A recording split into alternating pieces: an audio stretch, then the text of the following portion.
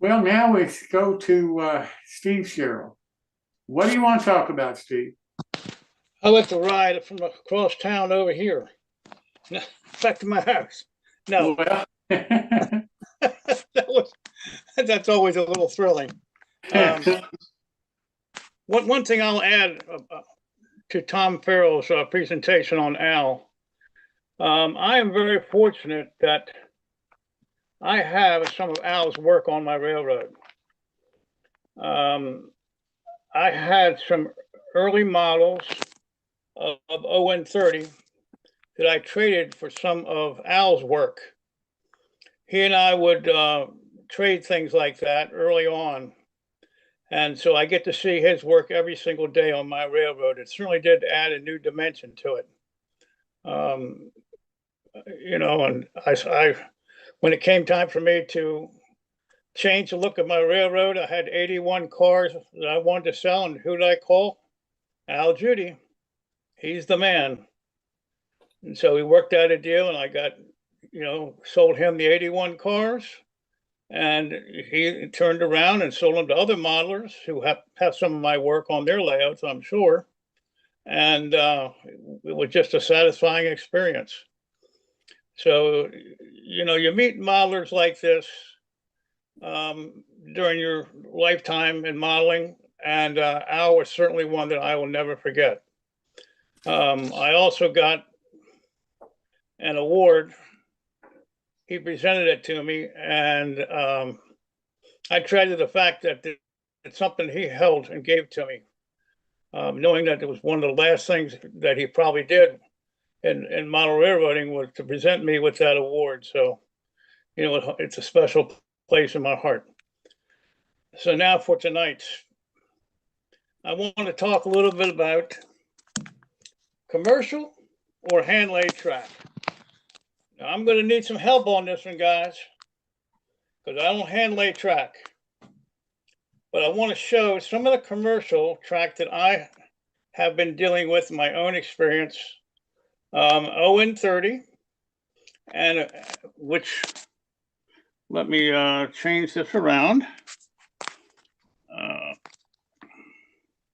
Can you put me on full screen so I can see what I'm looking at? I think. Anyway. You're on full screen. I am? Yeah, just bring your camera down a little bit so we can see the track. Oh, there. Gotcha. Right there. Okay. Here's Pico that Tom was talking about. It's Pico ON30 track. So that's what I use. You can use HO. This is what it looks like, and it's extremely flexible. It's very good, and when you paint it, the code 100, it doesn't really stand out as being real high rail. But now I'm into 08 and 18, which we can now use in-scale track. So here's a commercial in-scale track. I believe this is Atlas, and it comes in 30 inches. But Pico also makes a track that is used in ON18 that looks like this, and you'll see the familiarity. It almost looks exactly like the 30-inch. In fact, if you were to put them side by side, you can see they probably use the same dies, I guess. It certainly looks like it. Extremely flexible, and I'll be using this on my new ON18 railroad that I'm going to be building shortly. So now what I do is I take the track. The first thing I do is paint it all black. I don't have to worry about, that electric conductivity, any of that stuff, because I'm all battery powered, which is a real advantage. So I can now make the track scenery just like you would a mountain or anything else. We can detail it out. It doesn't matter. We can put weeds in the middle of the track, and we can just do anything we want with it because we don't have to worry about the electricity. So that's one thing that I really like about the battery power and using a commercial track. The track is about the same price, believe it or not. The ON18 runs about $9 a section, and so does the ON30. Both are hard to come by because they're made in England. And if we had a friend in England who would send us some, we could really be rolling and having a good time with this. Now, if somebody would please tell me about hand laying track. I tried it and I decided that it was not for me. So I think, Pat, you hand lay track, don't you? Pat?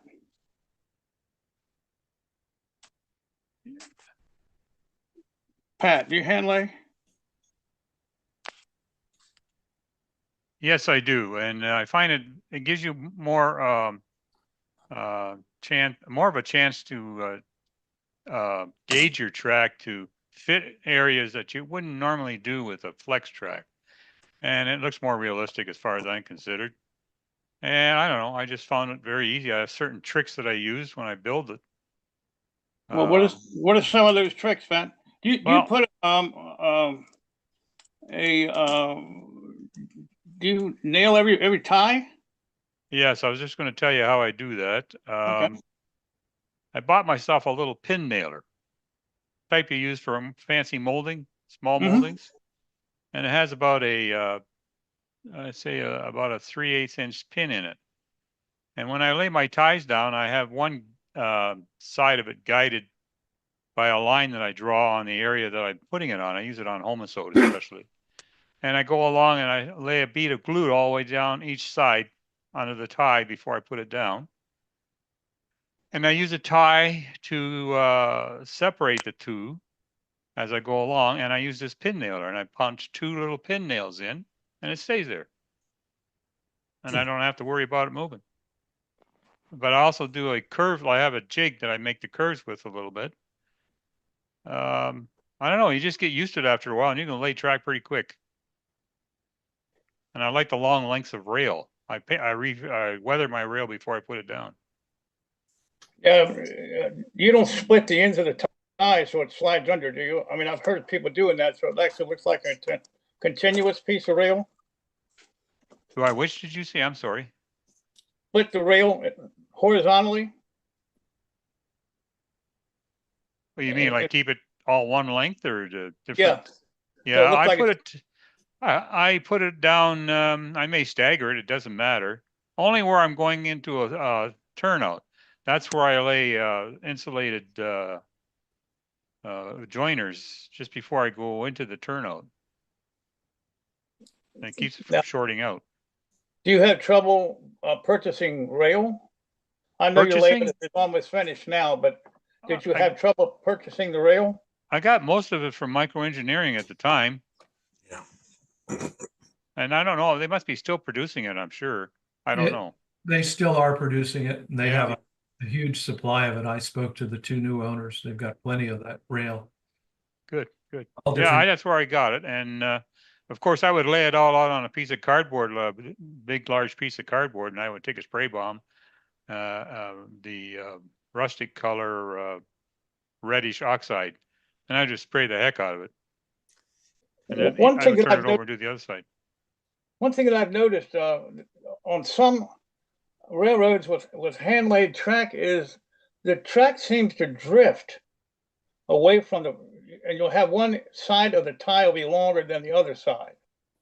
That's why I usually draw a line down before I put the ties in, so I'll know where to put the tie. But once you put those pin nails through, it ain't going anywhere. It won't drift on you. Okay. The pin nailer is very quick. I used to lay a stretch of 10 or 12 feet of track in about 5 or 10 minutes.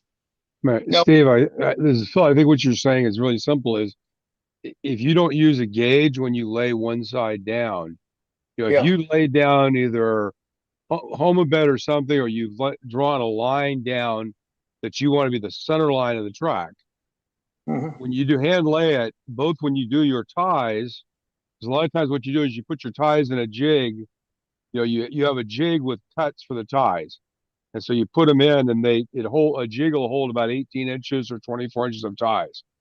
And what you do is you put your ties in there and then you put a piece of tape on them and you can pull them out and then you can just put your glue down where that line is, and then lay the ties down. If you see the line through it, then you just center them on the line, and now they're glued down. Yeah, And that's so one way to do it. normally that's how a lot of folks. That's how we've done it at our club.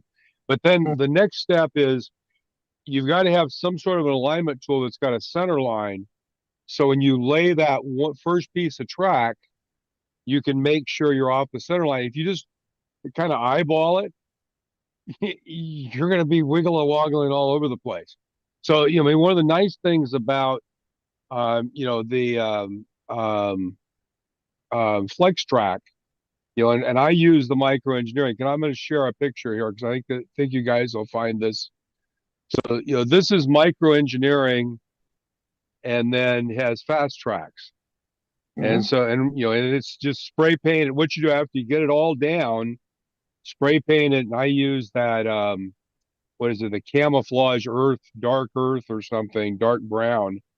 And that, I find that's a little, and then what you do is spray some of the ties with an airbrush.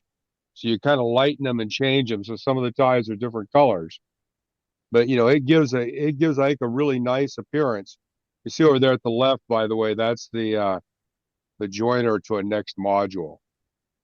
So, and I do that because it's, for me, trying to hand lay on a module wouldn't work. Hand laying on something that's never going to move is something you do. Hand laying on a module is, I think, is a lot more challenging because everything moves so much. Because if it gets touched or anything, even the micro engineering, it's actually pretty solid once you get it down. What'd you hold the ties down with there, Bill? Which ties? The ones you laid. To the individual ties? Yep.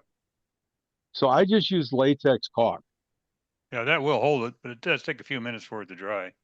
Yeah, but I just put some weight on it, and it just sits there and dries. Mine was done in minutes with a pin nailer. Yeah, no, I know. Well, no, actually, the ties I generally use a glue, like something Like an ACC? Yeah, the AC. I've got an ACC. Put that down below, because that the reason for using the latex, when you put the rails down, the actual flex track down, and I do that for the fast tracks, is it is water soluble. So if you have to, you can get it up. And I did have one turnout that I had problems with. It was not the craftsmanship level that was required for smooth operations. I'm building a bunch of turnouts now using the fast tracks jigs. I'm actually getting it down. We were talking about that, to where I've got it to where it's reasonably quick. It still takes a while. There's a lot of steps involved to get it exactly right. Once you do it, they work really very well. Do you have trouble flexing the micro engineering on curves? I've heard that was been a problem. You just have to work it. You have to just kind of work it from the middle a little bit, and then you got to work it on the edges. You can't just take it and grab it and go like this. Yeah. You kind of got to slide. And the other thing you can do with microengineering is turn it over and cut out 20% or 30% of the connectors. Mm-hmm. And the other thing you do, if you want it to, other thing I've done is, if you want it to look more rural, backwoods, just cut some of the ties out. Just cut the connectors between them, pop the ties out, and then you can spread them out. And you now, instead of the ties being, this far apart, you can make the ties this far apart, and you can twist them a little bit. If they're not connected together, they can twist, and they don't really seem to affect the gauge whatsoever, but you can make it look much more backwoodsy if you want to, without having to hand lay it. Now, are you using code 70 or are you staying with 100? It's all code 83. Code 83, okay. Yeah, and our standard is code 100 at the interface, and I bought one of those. They sell them on, I think it's on eBay. It's a little fixture that you put the code 83 and the code 100 rail in with a half a rail joiner, and it squeezes them together and holds them real tightly on the top plate, and then you solder them together, and you get a real nice running. Just a little bit of filing on the inside edge, and you got a smooth transition.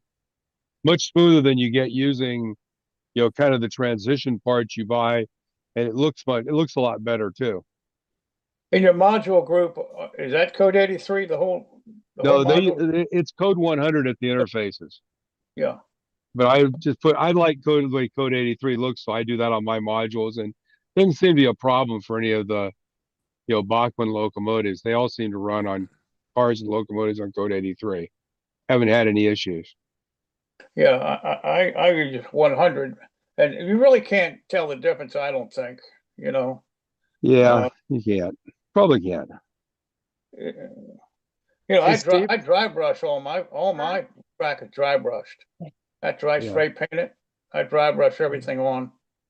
So it's exactly, you can dry brush or you can use the airbrush, and then I've tried to paint the rails too, give them a little rust coat. Yeah, I think that when you look at it, they it gives them that nice. Here, let me. I know. Tom, are you there? Yep, I'm here. You showed me some of your track work today that was finished and ballasted. Yes. Could you show some of that, because you had a nice job on that. You did great work. Give me a minute to get a photo. Yep. But I can do it. We'll come back to me. Yep. Is there are there any O scale standard besides Pat? Yeah, Steve? Yes. Steve? So 28 years ago, I built 48 feet of modules and hand laid O scale track with hand laid switches. I made my own switches, points, everything. And to this date, the Detroit Union Railroad, also known as the Holly Club, they are still using those modules to this day. And the ties were laid down with Elmer's white glue. The track was laid. I mean, you got to take time. When you're doing that long of a run, you want nice straight track. It takes a little care and effort, but it is possible. And I really enjoyed the handling. It was wonderful. I mean, building those frogs myself, and the variety of frogs that are out there, you can do all sorts of different things with them. And I loved it. The only thing is, I've had medical issues and the nerves in my hands are gone. So I am going down the route of buying Flex Track, and I'm going to attempt making my own switches for those, but we'll see what happens. I have been planning and stockpiling microengineering. I do have a Fast Tracks number 5 jig for the switches, but I also have a couple that I've picked up at different events, and just in case. But the situations have changed. But I tell you what, I got so much enjoyment out of hand laying the track, doing the curves, and doing the switches, and building the frogs and filing down the points, and it was just awesome. I really enjoyed that, because I really enjoy track work. I actually enjoy track and track work more than I enjoy. That's what I enjoy about rail fanning, is looking at those spots, and I used to have people say, "Oh, you can't have an S curve. That's not prototypical." Well, cripe, there's S curves all over out there in the real world. You didn't put tie plates down too, did you? I did not go to that extreme, because like I was doing 48 feet, but I did a 5 track yard. I did all sorts of stuff, and I want to get running trains. And the big thing was I did do some sections with tie plates using Grant line, and that's a lot of tie plates. But I was every tie with a tie plate, I was only spiking diagonally on each tie plate. I wasn't using all 4, but it was pretty close to it. But and that's where talking and listening to the Proto 48 gentleman a week or two ago, it seems like Proto 48's more about the track work nowadays than it was before. Before, it was like rivet counters and the track work. Yeah. Did anybody use any ribbon rail guides for radius? Does everybody know what I'm talking about? Yeah, I do have them, but you know, I wasn't doing anything so tight that was a problem. I have them the complete set for the ON30 or HO gauge, but you know, when it comes to running porters and stuff, screw it. If a porter will go through it, I'll be happy. Yeah, I used to use like the 36 Yep. and lead into the 24, and it gave a real nice easement. But I used to have a two or three of each radius, so I could put them down one after another. It kept it in place, and then I could put the weights right down on top of them. I moved along pretty quick with that. Unfortunately, I learned with somebody, and I don't know where they are now. But There you go. This is fascinating. We need to continue, but I'm afraid that we need to maybe cut it right now. What do you think? sure. Yeah, we'll come back to it again. I really do appreciate it, and thank you so much for it, Steve.